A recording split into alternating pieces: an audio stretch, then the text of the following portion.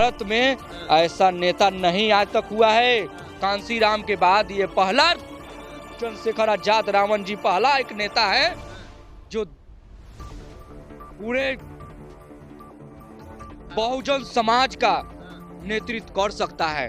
और ये हम गौर से कहते हैं कि पूरे भारत के बहुजन समाज का नेतृत्व करने वाला एकमात्र अगर सांसद एक नगीना का सांसद है और हम लोग बहुजन का बेटा है तो वो है आजाद समाज पार्टी के राष्ट्रीय अध्यक्ष एवं भीम आर्मी के संस्थापक भाई चंद्रशेखर आजाद रावण जी है। चंद्रशेखर आजाद रावण जी एक सांसद तो है ही, प्लस में पूरे भारत में उभरते 100 नेताओं में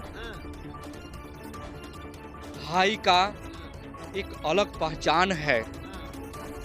तो भाई चंद्रशेखर आजाद जी का यहाँ पर आना हम लोग की सौभाग्य है कि इस धरती पर आ रहे हैं और भीम आर्मी एवं आजाद समाज पार्टी के तमाम कार्यकर्तागण से मैं अपील करता हूं कि पूरे जोर शोर से बिहार में भाई चंद्रशेखर आजाद रावण जी का स्वागत का काम करें और हम सभी युवा भी उनके लिए पूरा समर्थन के साथ हम लोग आने का काम करेंगे। इस बिहार के पावन धरती पर यानी बिहार की ये बौद्धिस्ट धरती पर पाटलिपुत्र के धरती पर भाई चंद्रशेखर आजाद रावण जी का हम लोग बिहार वाले तमाम सभी साथी मिलकर उनका हम लोग स्वागत करेंगे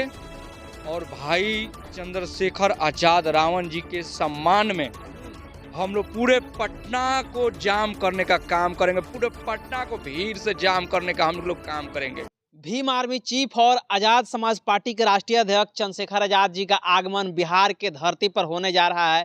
यहीं 8 दिसंबर को घोषणा हुआ है कि नगीना के सांसद चंद्रशेखर आजाद बिहार आएंगे और बिहार में जो बढ़ते अत्याचार का ग्राफ है उसको रोकने के लिए यहाँ के जो मुख्यमंत्री है उनसे 2-2 हाथ करेंगे और साथ ही साथ बहुत सारा मुद्दा है, उन सारे मुद्दों पर चंद्रशेखर आजाद जी बिहार सरकार को घेरेंगे और अपने लोगों को संबोधित करेंगे। बिहार में जो कुछ भी हो रहा है उन पर बहुत सारी चीज़ों पर जो घटना हो रहा है, दुर्घटना हो रहा है, रेप, बलात्कार, दलितों के मामले में जो भी एट्रोसिटी हो रहा है, उन एट्रोसिटी पर देख सकते हैं दलित एक्टिविस्ट हैं जिनकी नज़र जो है वो पैनी नज़र समाज पर रहती है और राजनीति पर रहती है। इनका क्या ख्याल है चंद्रशेखर आजाद जी जो बिहार में आ रहे हैं उसको लेकर के? मणिभूषण जी हैं और भी हमारे साथ लोग हैं, ये लोग एक्टिविस्ट हैं, क्या कहना? अमरजीत जी हैं, उसके साथ नेताम जी हैं, ये लोग क्या कह रहे हैं इनसे जानते हैं। मणिभूषण जी सबसे पहले तो स्वागत है आपका। आपके भी चैनल को मैं तहे दिल से स्वागत करता हूं। चंद्रशेखर आजाद 8 दिसंबर को बिहार के धरती पर, जिसको पाटलिपुत्र की धरती भी कहा जाता है, अशोक सम्राट की धरती कहा जाता है, सम्राट अशोक के धरती पर चंद्रशेखर आजाद जी का आगमन होने जा रहा है, इसको किस प्रकार से देख रहे हैं? इसको मैं एक ऐतिहासिक रूप से देख रहा हूं और सबसे पहले तो इस बिहार के पावन धरती पर यानी बिहार की ये बौद्धिस्ट धरती पर पाटलिपुत्र के धरती पर भाई चंद्रशेखर आजाद रावण जी का हम लोग बिहार वाले तमाम सभी साथी मिलकर उनका हम लोग स्वागत करेंगे और भाई चंद्रशेखर आजाद रावण जी के सम्मान में हम लोग पूरे पटना को जाम करने का काम करेंगे, पूरे पटना को भीड़ से जाम करने का हम लोग काम करेंगे। कहा जा रहा है कि चंद्रशेखर आजाद दूसरी बार बिहार के धरती पर आ रहे हैं और वो भी पहले तो वो कुछ नहीं थे लेकिन अब तो वो सांसद बन गए हैं और अपने पार्टी को एक घोषणा कर रहे हैं कि 5 साल में अपने पार्टी को राष्ट्रीय पार्टी बना देंगे। क्या इस पे ख्याल है, बना पाएंगे या फिर पिछड़ जाएंगे? एकदम बनाएंगे, क्योंकि चंद्रशेखर आजाद रावण जी एक सांसद तो है ही, प्लस में पूरे भारत में उभरते 100 नेताओं में भाई का एक अलग पहचान है। तो भाई चंद्रशेखर आजाद जी का यहाँ पर आना हम लोग की सौभाग्य है कि इस धरती पर आ रहे हैं और भीम आर्मी एवं आजाद समाज पार्टी के तमाम कार्यकर्तागण से मैं अपील करता हूं कि पूरे जोर शोर से बिहार में भाई चंद्रशेखर आजाद रावण जी का स्वागत का काम करें और हम सभी युवा भी उनके लिए पूरा समर्थन के साथ हम लोग आने का काम करेंगे। चंद्रशेखर व्यक्तिगत रूप से आपको कैसा नेता नजर आते हैं? वो अपने नाम में रावण लिखते हैं, क्या मतलब है रावण लिखने का? रावण एक गौरव की बात है हम लोग के लिए, एक गौरव की बात है। गौरव की बात है, एकदम गौरव की बात है। काहे? इसलिए कि सबसे पहले तो ऐसे हम रामायण पर विश्वास नहीं करते हैं। एक रामायण जो है एक काल्पनिक ग्रंथ है, लेकिन रामायण के अनुसार लोग कहते हैं कि रावण बहुत बड़े पैमाने पर वो ब्राह्मण थे, जानकार था। बहुत मतलब ब्राह्मण क्या था कि वो जिसके पास बहुत ज्यादा ज्ञान होने के कारण उसको रावण बोला जाता था। तो वो चंद्रशेखर आजाद रावण जी के पास उतना ज्ञान है और पूरे बिहार पूरे भारत में ऐसा नेता नहीं आज तक हुआ है। कांसी राम के बाद ये पहला चंद्रशेखर आजाद रावण जी पहला एक नेता है जो पूरे बहुजन समाज का नेतृत्व कर सकता है। और ये हम गौर से कहते हैं कि पूरे भारत के बहुजन समाज का नेतृत्व करने वाला एकमात्र अगर सांसद एक नगीना का सांसद है और हम लोग बहुजन का बेटा है तो वो है आजाद समाज पार्टी के राष्ट्रीय अध्यक्ष एवं भीम आर्मी के संस्थापक भाई चंद्रशेखर आजाद रावण जी है। अच्छा, ये एक बात बताइए, बहुजनों का नेता, दलितों का नेता, वैसे तो उनको 85% का नेता कहा जाता है। बहन जी नेतृत्व कर रही हैं, रामदास अठावले हैं, चिराग पासवान हैं, तो इनका नेता नहीं मानेगा, खाली चंद्रशेखर आजाद की क्यों नेता मानिएगा आप लोग? देखिए, जो ब्राह्मणवाद को लेकर अगर पार्टी को आगे बढ़ा रहा है तो वो कभी बहुजन का नेता नहीं बन सकता है। कौन ब्राह्मण को बात को बढ़ा रहा है? एकदम ब्राह्मण, जो हम नाम नहीं धरेंगे लेकिन आप तो देख रहे हैं क्योंकि आप जो है पत्रकार हैं और दिन रात देखते हैं, कोई हवन कर रहा है तो कोई जाकर मंदिर में माथा टेक रहा है, मंदिर में माथा टेक रहा है। तुम राजनीतिक के लिए, तुम राजनीतिक स्तर को बढ़ाने के लिए अपने स्वाभिमान को गिरा रहा है, तो तुमको कैसे हम दलित का नेता कहेंगे?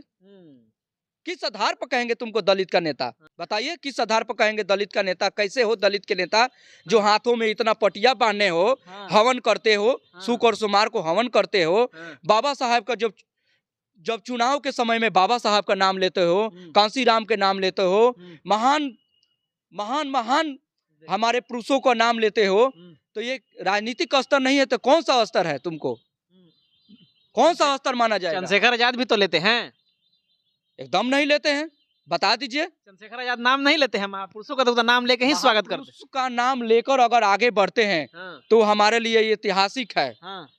और जो ब्राह्मणवाद के गोदी में सोकर अपने पार्टी को नाम बढ़ाता है, मान ली कितना भी तुम बढ़ जाओ लेकिन बहुजन समाज के नजरों में तुम हमेशा गिरे रहोगे और गिरते रहोगे, चाहे तुम कितना भी आगे बढ़ जाओ। जो व्यक्ति हनुमान कहलाता है, जो व्यक्ति राम कहलाता है, वो हमारे लिए स्वाभिमान की बात नहीं होगी। रावण कहलाएगा तो आपके लिए स्वाभिमान की बात होगी। रावण ज्ञानी लोग हैं, ज्ञानी लोग हैं जी, ज्ञानी लोग हैं। अब कैसे बात कर रहे हैं? वो ज्ञानी है, रावण ज्ञानी हो गए, ज्ञानी है, अच्छा। ज्ञानी है और 100 उभरते नेताओं में एक हैं हमारे दलित समाज के, हमारे बहुजन समाज के तमाम लोगों का रक्षक है, रक्षक है हमारे लिए, भविष्य है, फ्यूचर है, भविष्य है।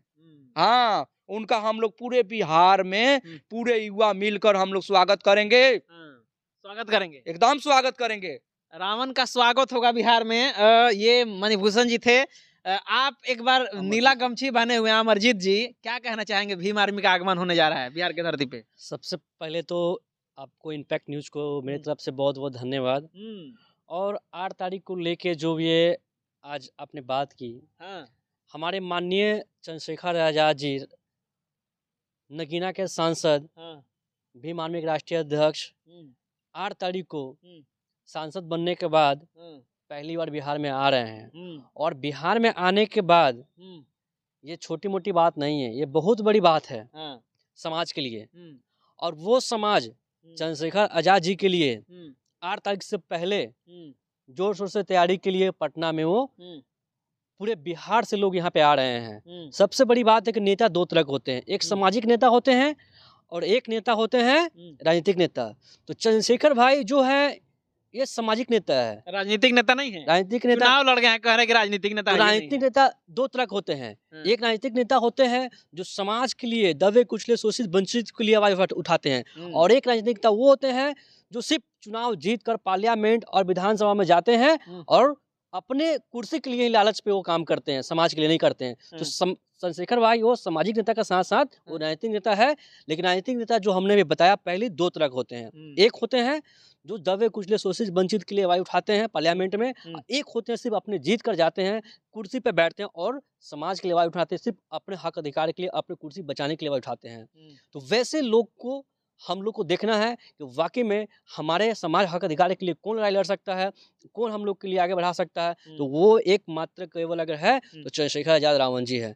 ये हमने अपने दिल से कह रहे, इसलिए कह रहे हैं कि हमने उनको न भूख की चिंता, न प्यास की चिंता, न परिवार की चिंता, सिर्फ वो समाज की चिंता को देखते हुए और दिन रात पूरे भारत को भ्रमण करते हैं और समाज को जगाने के काम करते हैं और समाज को जो भी शोषित वंचित दबे कुचले उनके हर लड़ाई के लिए आवाज उठाते हैं। वो ऐसे महान व्यक्ति को हम लोग क्या नहीं कर सकते हैं। तो वैसे लीडर हम लोग को होना चाहिए समाज में।